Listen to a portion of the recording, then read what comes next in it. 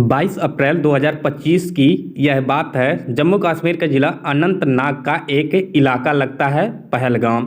उससे लगभग 6 या 8 किलोमीटर दूर एक जगह है बेसन घाटी, जिसको जो है मिनी स्विट्जरलैंड के नाम से भी जानते हैं। यहाँ पर देश भर के लोग घूमने के लिए आए थे। लगभग 2000 से ज़्यादा लोगों की तादाद थी। दोपहर का समय था और इसी बीच में जो है 3 आतंकवादी आधुनिक हथियारों के साथ आते हैं और लोगों को चुन चुनकर मारना शुरू कर देते हैं। जो हिंदू थे उनको मार रहे हैं, उनके सटीक सर पर जो है निशाना लगा रहे थे, और जो मुसलमान थे उनसे कलमा सुन रहे थे, और जो कलमा सुना रहा था उसको जो है छोड़ रहे थे और बाकी को उन्होंने मारना शुरू कर दिया। इस तरह से उन्होंने 26 बेकसूर लोगों को मारा। एक उसमें नेपाली भी शामिल होता है। इसके बाद उनकी बेवाएं जो होती है वो रो रही थी, चीख रही थी, चिल्ला रही थी, और वो आतंकवादी उनसे कह रहे थे कि जाकर मोदी से बता देना, कह देना। बस यह मामला था कि सोशल मीडिया पर बहुत तेज़ी के साथ वायरल होने लगता है। लेकिन एक फ़ोटो ऐसा था जो बहुत तेज़ी के साथ वायरल होने लगता है, और वे भारत ही नहीं बल्कि दुनिया का ऐसा कौन सा हिस्सा था जहां वो फ़ोटो नहीं पहुंचा था। दरअसल हरियाणा के करनाल का एक गांव लगता है भूसली। वहां के रहने वाले नेवी लेफ्टिनेंट विनय नरवाल वो ज़मीन पर पड़े हुए हैं क्योंकि उनको गोली मार दी गई थी। उनकी पत्नी उनके बराबर में बिल्कुल बेसुध हालत में बैठी हुई थी। किसी से कोई शिकवा नहीं, कोई शिकायत नहीं, और यह फ़ोटो बहुत ही बड़ी कहानी बयां कर रहा था। बहुत सारे सवाल जो है खड़ा कर रहा था, और इसके बाद इस फोटो ने पूरे हिंदुस्तान को झकझोर दिया था। इसके बाद जो है यह जब कहानी पहुंच जाती है सऊदी अरब में, भारत के प्रधानमंत्री नरेंद्र मोदी का दौरा चल रहा था। दौरे को बीच में ही छोड़कर आ जाते हैं। उसके बाद फिर अपने कुछ खास लोगों के साथ बैठते हैं और प्लानिंग करते हैं कि आगे क्या किया जाए।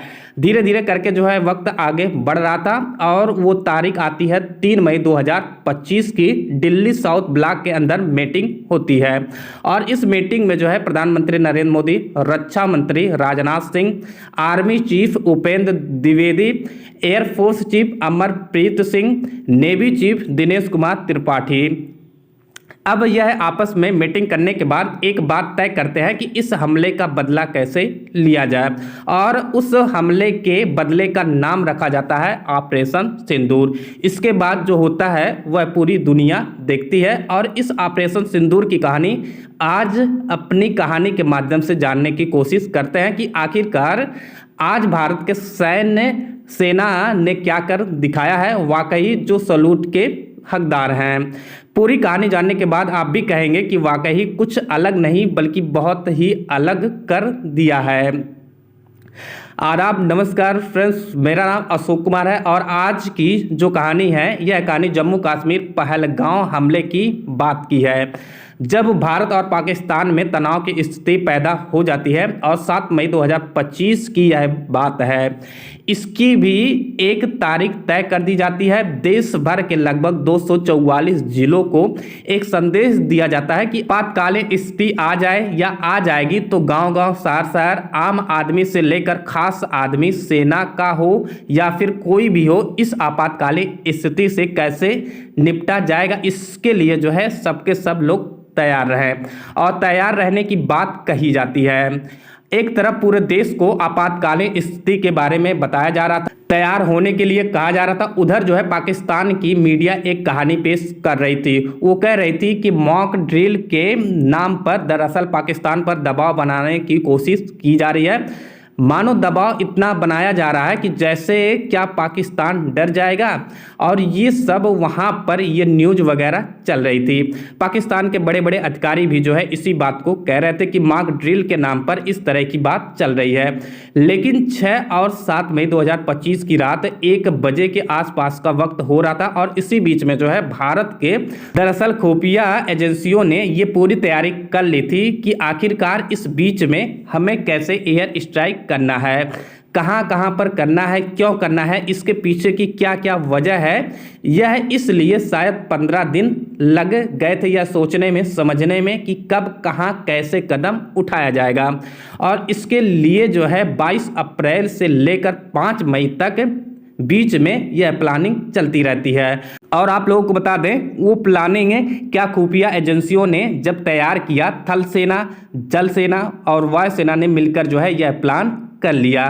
दरअसल इन्होंने पाकिस्तान और पाकिस्तान अधिकृत कश्मीर यानी कि पीओके के भीतर जाकर एयर स्ट्राइक कर देते हैं। और इस एक एयर स्ट्राइक में जो होता है वो वाकई में जो है अपने आप में कमाल होता है।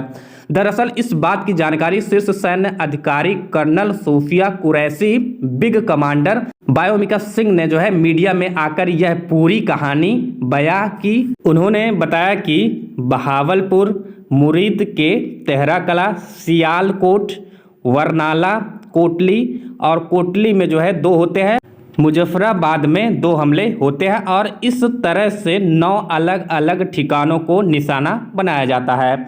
और निशाना बनाने के बाद लगभग 100 आतंकवादियों को नेस्तानाबूद कर दिया जाता है, यानी कि खत्म कर दिया जाता है, तबाह कर दिया जाता है।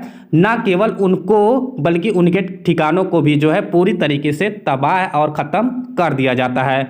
यदि हम उनके बारे में तफसील से बात करने की कोशिश करें तो पहले नंबर पर मरकज सुभान अल्लाह बहावलपुर, जो कि जैश ए मोहम्मद का एक हेडक्वार्टर बताया जाता है। यह हेडक्वार्टर है और इसका जो प्रमुख है वो जो है वो मकसूद अजहर है।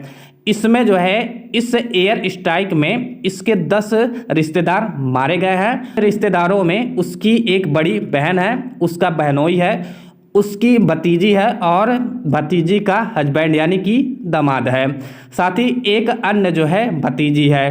टोटल मिला के 10 इसके प्रमुख परिवार के सदस्य हैं। जब इस तक यह खबर पहुंचती है मकसूद अजहर तक, जो कि जैश ए मोहम्मद का खुफिया होता है और यही इस इलाके में इसका हेडक्वार्टर होता है, तो यह कहता है कि मैं भी मर जाता तो अच्छा होता। जब यह बात इंडियन मीडिया ने लोगों को बताई तो वाकई यह कमाल की बात है, क्योंकि इस व्यक्ति की अगर हम और ज़्यादा जानकारी की बात करें तो दरअसल 24 दिसंबर साल 1999 की ये बात है। इंडियन एयरलाइंस ICA 814 हवाई जहाज का जो है इसके द्वारा अपहरण कर लिया गया था, हाईजैक कर लिया गया था।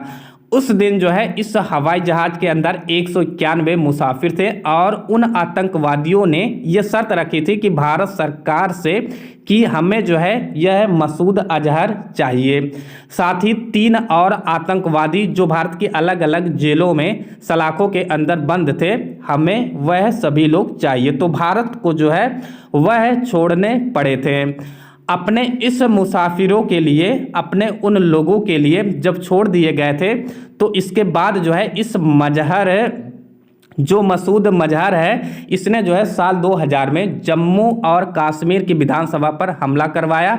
जो जैश ए मोहम्मद का इसने ये जो मुखिया है, साथ ही 2001 में संसद पर हमला हुआ, साल 2016 में जो है पठानकोट पर हमला हुआ, साल 2019 में पुलवामा पर भी हमला हुआ। यह सब जो हमले करवाने के पीछे की जिम्मेदारी थी, ये जो हमला करने वाले लोग हैं या आतंकवादी हैं, यह जैश ए मोहम्मद के लोग हैं। लेकिन जब एयर स्ट्राइक होता है तो एयर स्ट्राइक में यह पूरी तरह से मरकज सुभान अल्लाह बहावलपुर तबाह हो जाता है, यानी कि खत्म कर दिया जाता है। यहाँ जो आतंकवादी होते हैं वे सभी लोग आतंकवादी मारे जाते हैं। बात करते हैं दूसरे की, तो इसका नाम है मरकज तैयबा मुरीद। दरअसल यह लश्कर तैयबा का ठिकाना है। यहाँ पर अजमल कसाब और डेविड कोलमैन हेडली जैसे आतंकवादियों को ट्रेनिंग दी गई।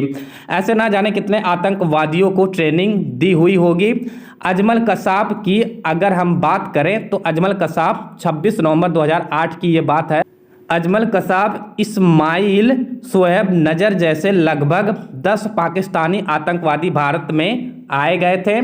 वे जो है मुंबई में, और मुंबई में आने के बाद सबसे व्यस्त railway station, Taj Mahal hotel, Oberoi hotel, Nariman house यहूदी केंद्र, लियोपल्ड कैफे, छत्रपति शिवाजी टर्मिनल, कामा हॉस्पिटल जैसे जगहों को 4 दिन तक निशाना बनाए रखा और 160 लोगों को, जो कि बेकसूर लोग थे, जिनका कोई कसूर नहीं था, साथ ही कई ऐसे अधिकारी थे, उनको भी जो है यहाँ पर मार दिया गया था। अब इसके बाद ये जो ट्रेनिंग लेने वाले थे, ये जितने भी अजमल कसाब हो, इस्माइल हो, शोएब हो, तीर हो, उन्होंने जो है मरकज तैयबा मुरीद से ही जो है ट्रेनिंग ली थी, जो कि लश्कर तैयबा का ठिकाना था। और जो 7 मई 2025 को एयर स्ट्राइक हुआ था 1:05 पे जो शुरू हुआ था और 1:30 पर जो समाप्त हुआ, यानी कि जो खत्म हुआ, इसी बीच में जो ये इनके ठिकाने थे लश्कर तैयबा का, जहां पर जो है अजमल कसाब जैसे आतंकवादी ट्रेनिंग ली थी, उसको जो है पूरी तरीके से तबाह कर दिया गया था, यानी कि खत्म कर दिया गया था। और तीसरे नंबर की अगर हम बात करें तो तीसरे जगह की, जो कि मुजफ्फराबाद में है, साहबाई नाला कैंप, जो कि लश्कर तैयबा का ठिकाना है।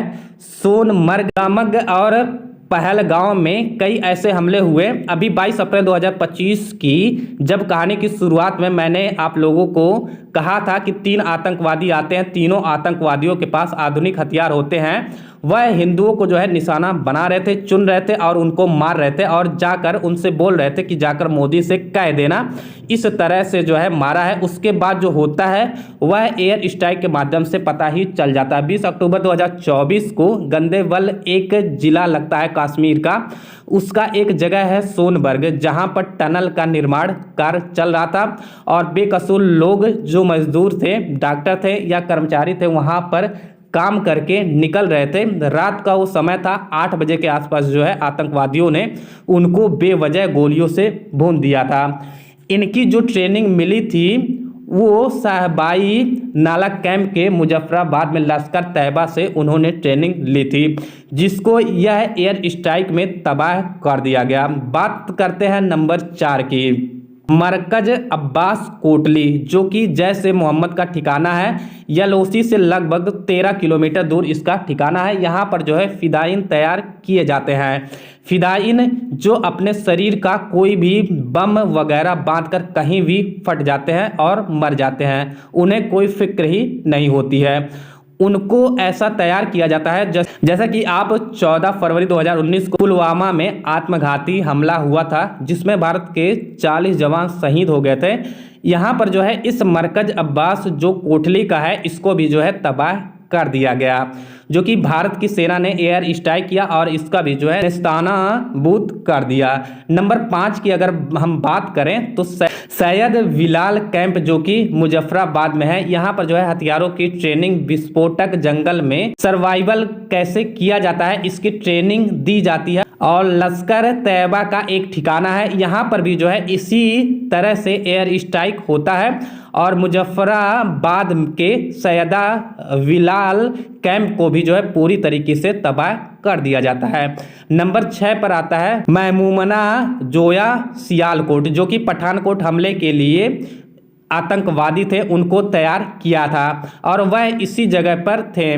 जो हिजबुल मुजाहिदीन का यह सेंटर बताया जाता है, प्रशिक्षण केंद्र बताया जाता है। 28 2025 को जम्मू कश्मीर के कठुआ में इन्होंने एसओजी की टीम पर हमला कर दिया था, जिसमें जो है 4 जवान शहीद हो गए थे। तारिक अहमद, जसवंत सिंह, जगबीर सिंह, बलविंदर सिंह और 2 पाकिस्तानी आतंकवादी पाकिस्तान से आए थे, यहाँ पर जो है ट्रेनिंग लेकर महमूना जोया सियालकोट, और इन्होंने यहीं से जो है ट्रेनिंग लेकर हिजबुल मुजाहिदीन के आतंकवादियों ने पठानकोट पर भी हमला किया था। इसको भी जो है एयर स्ट्राइक में तबाह कर दिया जाता है। ऐसे ही जो है सरजल तेहरा कला, ये भी जो है आतंकवादियों का ट्रेनिंग सेंटर है, यहाँ भी जो है इसको भी तबाह कर दिया जाता है। अगर 8 नंबर की बात करें तो मस्कर राहिल शाहिद कोटली, जो कि हिजबुल मुजाहिदीन का केंद्र है। पूंछ में जो है 2023 में श्रद्धालुओं पर जब हमला किया गया था, उन आतंकवादियों को भी जो है इसी जगह पर मरकज राहिल शाहिदी कोटली में ट्रेनिंग दी गई थी, जो कि हिजबुल मुजाहिदीन का ये सेंटर इसको भी जो है इसी 6 और 7 मई 2025 की रात को एयर स्ट्राइक में तबाह कर दिया गया। जब ये तबाह हो जाता है तो रात में ही अचानक से पाकिस्तान में कुछ जो अधिकारी हैं उन्होंने अलग अलग तरह के बयान देना शुरू कर दिया। अगर हम बयान की बात करें तो पहले की तो पाकिस्तान के जो रक्षा मंत्री हैं उन्होंने यह बयान दिया कि यह पाकिस्तान पर मिसाइलों से हमला हुआ है, जिसमें जो है नागरिक मार दिए गए हैं। बस विदेशी सिंपैथी हासिल करने के लिए विदेशों में जाकर ये रोना रोएं और विदेश में जाकर जो है मैसेज दे सके कि देखो हमारे लोगों को, यानी कि हमारे यहाँ के आम लोगों को किस तरीके से मारा जा रहा है। पाकिस्तान की मीडिया ने पाकिस्तान की जनता को खुश करने के लिए बोल दिया है कि 6 भारतीय फाइटरों को मार दिया गया है और LOC जो कि चेक पोस्ट थी उनको भी जो है मार दिया गया है, जिसमें जो है 3 राफेल थे और एक जो है सुखोई। इनको पूरा दिन जो है पाकिस्तान की मीडिया ने इसी तरीके से गाना गाता रहा उनको खुश करने के लिए कि हमने जो है ऐसा सब कर दिया है। तीसरा बयान जो है पाकिस्तान की ओर से जो सोशल मीडिया पर इधर उधर चल रहा था, ISPR ये पाकिस्तान के inter services public relation director हैं। इन्होंने जो है ये बोला कि भारत की ओर से 24 मिसाइलें दागी गई थी, जिसमें 8 लोग मारे गए और 35 लोग घायल हैं।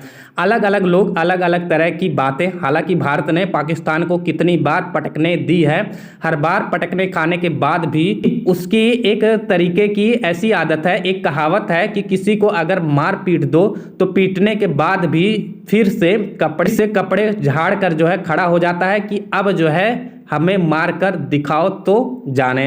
हर बार जो है भारत मारता है, हर बार जो है कपड़े झाड़ कर पाकिस्तान द्वारा खड़ा हो जाया जाता है।